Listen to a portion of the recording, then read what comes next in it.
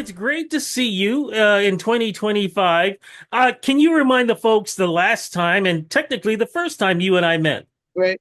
Yeah, it was at the Grand River Black Music Festival, Ontario's Black Music Conference in Kitchener, where we had the conference and the performance. I opened up for Jully and Solitaire. Yeah, that was the first time I met you. Yeah, You killed it. Killed thank it. you. Thank you. What did you think of your performance and what did you think of the whole thing? Because if I understand correctly, and I shouldn't be giving too much away, we may be doing this again. Yes, yes, which is actually crazy. Um, I was actually nervous at first because it was my first time, in that kind of space, meeting, I guess, the OGs and the legends of the Black music industry in Canada. So I was obviously just nervous, but I love to do music. I'm a shy person, I think, but then when I hit the stage, I'm not that shy. So I was just looking for I'm just looking forward to going on stage and singing just so I can be in my element. But yeah, it was awesome. I'm glad that you enjoyed the show. And I think I got some positive feedback too as well from other people. So yeah. Uh, you you you got you think you got some positive feedback? Excuse me. If that's the case, then well, let me just put it this way. Yes, you did get positive feedback because you are going to be doing something that's coming Yeah, up very yes, soon with the person yes, that you yes. opened up for. Can you make the It's big announcement right now, please? Yes, Regina, Saskatchewan. Jully Black is going on tour for her Songs and Stories Tour 2025, and I'm gonna be opening up for her for Regina in Saskatoon. So technically, I'm going on tour with Jully Black for the Saskatchewan leg. Like that's incredible. Shout out to Jully Black for making it happen, and it's like a dream come true, honestly. So crazy, so How, crazy. how do you feel when you know that you have been watching this icon for so many years growing up, seeing all the groundbreaking things that she has done, influencing so many people across this country and across North America? And then knowing that not only do you open up for her once, open up for her twice, but you can turn around and go, "Hey, Jully, how you doing? Are we gonna do that dinner thing? Yeah, okay, great. Let me know. I will call you. I will call you. Okay. How does that feel? That knowing you can do all of that? Man, it feels surreal, but I think at the end of the day, it's something that I've been praying and working hard towards. And I love music and I want to pursue the career. So being able to just relate with Julie Black, meet her for the second time pretty soon, and she sent me so many heartfelt messages, like there's a like I'm reading the messages like, whoa, okay, I think we got a good connection here, So and Julie Black is an icon. Like as a Black woman, it's just like I think she's the most important example in the music industry in Canada for the strength and just for the perseverance of a Black woman in this industry. And aside from her singing and her voice, which is my biggest inspiration, is just how she speaks about her situation, how she's able to command the room. Like I sit there and I'm looking at her like, you know what? This is an icon, this is a mentor as well. So to be able to do this with her, I'm so grateful and looking forward to obviously more opportunities. Yeah. Would you like to play her if and when they decide to do a film documentary on her? Oh,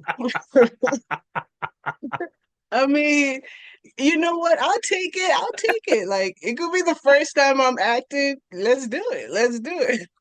Let's do this because you talked about a connection between you and Julie. I think one of the biggest reasons why is because you have an old school soul. And let's talk about you growing up and where you grew up, or grew up and live.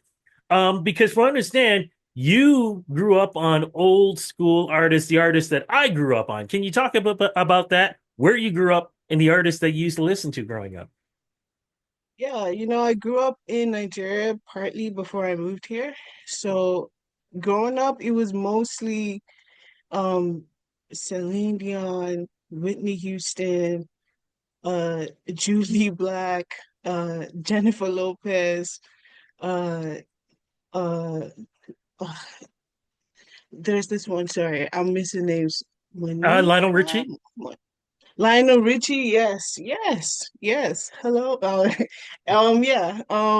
Even Nelly Furtado, that's the era that I grew up on. And so I was like a kid. So to be here now and be doing this with somebody that I watched on TV is it's like incredible, surreal. But yeah, that was Okay, the it's sorry to interrupt. So I want to get this right. So you moved from Nigeria yeah, to Saskatchewan. Saskatchewan. Yeah. Okay, how old were you when you moved from Nigeria to Saskatchewan? How old were you? I was 16.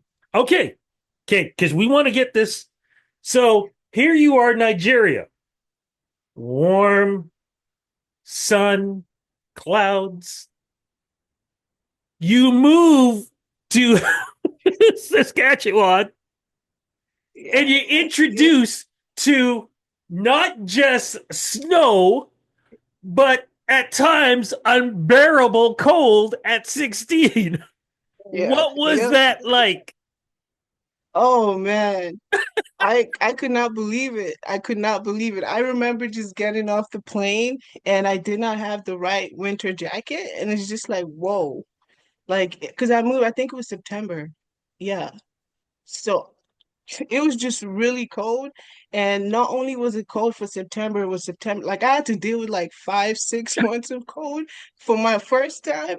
And I thought like maybe the summer wasn't gonna come. But I heard people say like summertime it gets really hot as well. So I was just looking forward to it. But yeah, I was a little bit depressed to I say the cannot, least. Yeah. I can Yeah. understand that, but how did you mentally adjust to your new home and also um, start to learn about Canadian North American music? You've got now one side of the world, that type of music. You've got this side of the world, this kind of music. How did you start to blend the two together to come up with what we have, which is amazing with what you do? Yeah, so music has always been a passion of mine. So even wherever I'm at, I'm always tapped into the society, like the music that's being made in the country. And to be honest, when I was a kid, because Nigerian, like the most popular genre in Nigeria is Afro beats, you know. Right. But when I was, yeah, And so and when let I me was a interrupt. kid, And if yeah, I can interrupt, this is Afro beats when nobody here knew anything about Afro beats. So let's make that yeah, clear. It wasn't like the popular genre as it is now. Nobody heard of yeah, this. yeah, So please continue. exactly. Yeah, so it was Afro beats. That's the most popular genre in Nigeria. But me personally, as a kid, I always used to search for new sounds. So even if it's going online, and North America is the biggest market than like in Africa, like Canadian musicians and uh um American musicians, right?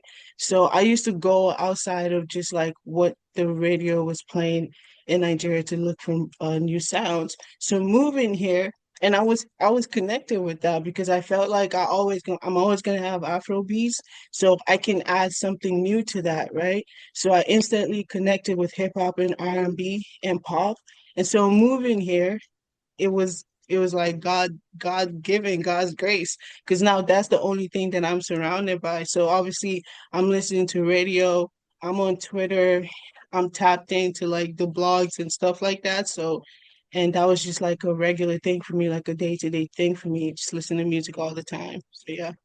When did you start taking those first true steps? And what was the first single that you released that you felt finally got the attention you needed?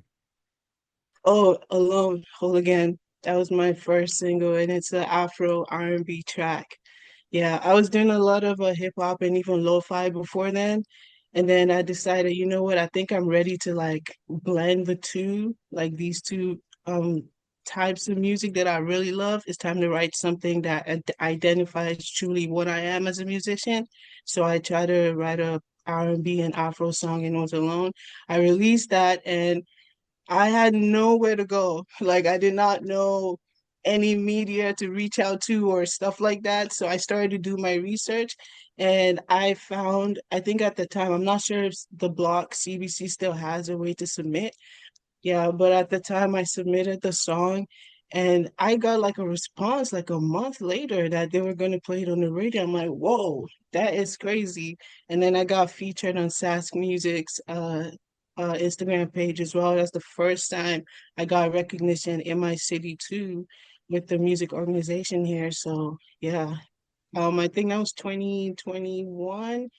Although right now the song has like I had to remake the song, but that was the first time I put the song.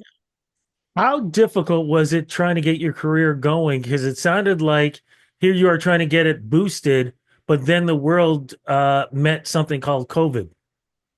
Right, right. I mean, I, you know, thankfully for me during COVID, I was still in the process of really trying to build my sound and make a song that I really love. And I'm not ashamed to say, as a musician, there are songs that I've made that I was like, nah, I really like this song. I can do better. I always tell myself that and my friends as well. But yeah, so I use COVID to just reflect and write a lot of music. I put out some songs during COVID as well. They didn't get as much buzz outside of like SoundCloud and just within my community. But yeah, I use COVID to tap into truly what I really want to do. And I think that was also what helped me write the Alone Hooligan song that I dropped in 2021. Yeah. Was it that song that helped you get a nomination in your province? It did. I think it did. Yeah, I got the 2022 Sax Music Awards Contemporary Artist of the Year, which is crazy because we No, didn't have no. an Afro. And sorry to interrupt. Was it a win or was it a Yeah. nomination? I wasn't sure. No, it was a nomination. It was a Okay. nomination. Yeah, yeah. So I was nominated for Contemporary Artist of the Year at the SAS Music Awards 2022. Thank you. And I find it really funny and cool that that's where they placed the song at because now, shout out to Sax Music, we have an Afrobeats category at the Sax Music Awards, and I just got nominated 3 days ago for Album of the Year and Afrobeats Artist of the Year for the 2025 Sax Music Awards. Yeah.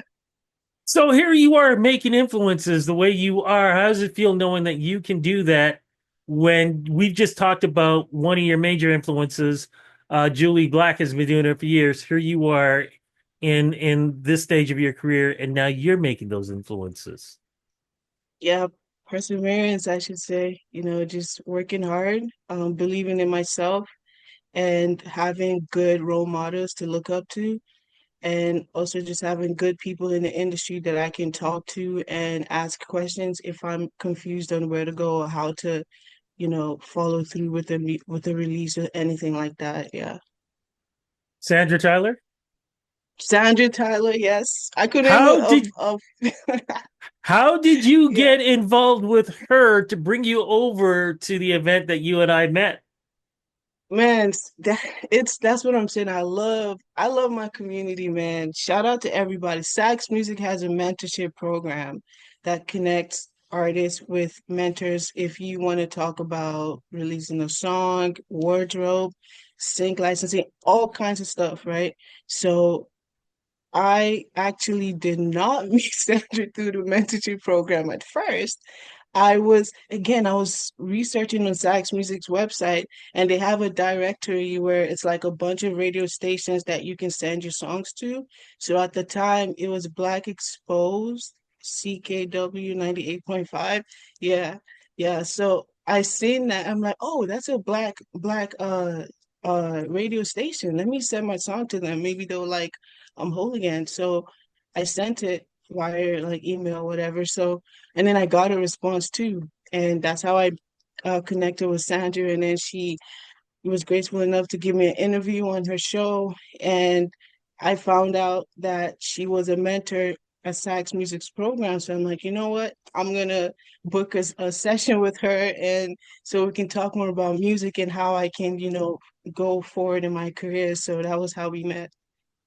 And of course, you were at Grand, which was amazing. And I will say this much, Sandra, if you're watching this, love my hotel room. I will say that. Yeah, it is a fire. Oh yeah. Yeah, it was a Uh, nice spot.